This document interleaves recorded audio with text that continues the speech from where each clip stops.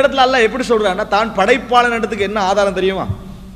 அல்லாஹு தஆலா உணவளிக்கிறான் என்று சொல்லாம உணவளிப்பது தனது பொறுப்பு என்று சொல்றான். இதுதான் ருபூபியத். உணவளிப்பது தனது பொறுப்புனா, உதாரணமா பெத்தவன் தான் பார்க்கணும் என்று சொல்றோம்னு வைங்களேன்.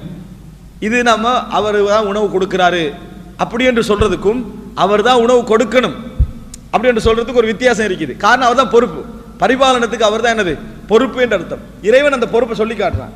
நான் தான் படைச்சேன், நான் ரிஸ்க் கொடுப்பது கடமை என்றான் இறைவன். வமா மின் தாபத்தின் ஃபில் அர்லி இல்லா அலல்லாஹி ரிஸ்குஹா.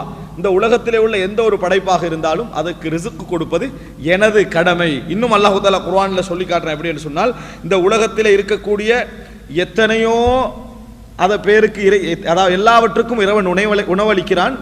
சிலவைகள் தனது ரிஸ்கை தானே சுமந்து கொள்ள முடியாம இருக்குது, அதுக்கு இறைவன் தான் என்ன செய்யறான்? உணவளிக்கிறான். உலகத்தில் உள்ள எல்லாவற்றுக்கும் இறைவன் தான் உணவளிக்கிறான். இறைவன் தான் அந்த உணவுக்கு பொறுப்பு என்கின்ற அந்த வார்த்தையை சொல்வதை நம்ம பார்க்கிறோம். இந்த உலகத்தில் இது ருபூபியத்துக்கான ஆதாரம் எப்படி தெரியுமா? எல்லோரும் உணவு பொறுப்பெடுக்கிறது எப்படி தெரியுமா? தனக்கு தன் குடும்பம், தானும் தன் குடும்பத்துக்கு தான் என்ன செய்வான்? பொறுப்பெடுப்பான்.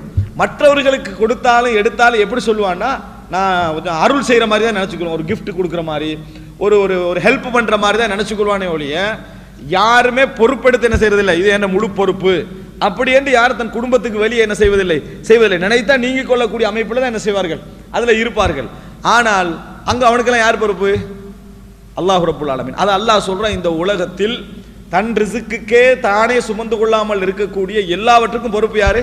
அல்லாஹ். அப்ப இந்த உலகத்தை நீங்க என்ன புரிஞ்சுக்கணும்னு சொன்னால், எல்லா மனிதர்களும் உணவுக்கு பொறுப்பெடுத்தாலும் பொறுப்பெடுக்கப்படாத 1000 பேர், லட்சக்கணக்கான பேர், கோடிக்கணக்கான பேர் உலகத்தில் இருக்கிறாங்க. அவங்களுக்கு யார் பொறுப்பு? அல்லாஹ் என்ன சொல்றான்? நான் தான் பொறுப்பு. அப்ப தஃபர்துஹு பிர்ரிஸ்க், இது உலகத்துல யாரும் அறிவிக்கல, உலகத்துல யாருமே இந்த அறிவிப்பை செய்யல. இறைவன் தான் செய்யறானா, நான் தான் ரிஸ்க்குக்கு பொறுப்பு. இந்த உலகத்துல யாருக்கெல்லாம் ரிஸ்க் கிடைக்கல அவங்களுக்கு பொறுப்பு யாரு? நாங்கள் தான் பொறுப்பு. எந்த அளவுக்குன்னா, முனாஃபிகீன்கள் கூட ரிஸ்க் விஷயம் இறைவனுக்கு பொறுப்படத்தை எப்படி பேசினாங்க தெரியுமா? சுல்சலான தர்மம் செய்யுங்கன்றாங்க. அப்ப முனாஃபிக்கள் என்ன சொன்னாங்கடா, அல்லாவே உணவு கொடுக்க விரும்பாதவங்களுக்கு நாங்க ஏன் உணவு கொடுக்கணும்னு கேட்டான். எப்படி அப்ப லாஜிக் பேசுறாங்களா என்ன? அல்லாஹ்வே உணவு கொடுக்க விரும்பாதவர்களுக்கு அல்லாஹ் நாடினா உணவு கொடுத்திருப்பான், அவனே கொடுக்கல, திருப்பி நாங்க ஏன் கொடுக்கணும் அப்படின்னு அவங்களுடைய வார்த்தையில என்ன விளக்கு தெரியுமா? இறைவன் தான் உணவுக்கு பொறுப்பாளன், இறைவன் தான் உணவுக்கு பொறுப்பாளன். இது எல்லோருடைய மனதிலும் இருக்குது. எப்படி இருக்குதுன்னு சொன்னா, சில நேரங்கள்ல ஒரு பிச்சைக்கார வீதியில வந்து என்ன செய்யறான், எதையோ கேட்கிறான்னு வைங்களேன், அவனை கடந்து போற 100 பேரும் இவனுக்கு நான் பொறுப்பாளன் நினைக்கிறது கிடையாது. இவனுக்கு நான் பொறுப்பாளன், இவனுக்கு நான் கொடுத்தா தானே சாப்பிடுவேன் நம்ம நினைக்கிறது கிடையாது. விரும்பினா கொடுப்போம், இல்லைன்னா கொடுக்காம போயிடுவோம். அந்த நேரத்தில் அவனுக்கு யார் பொறுப்பு? இறைவன் தான் பொறுப்பு. இதுதான் தஃபர்ருதுஹு பிர்ரிஸ்க்ன்றது. அந்த இடத்துல எத்தனை பேர் கடந்து போனா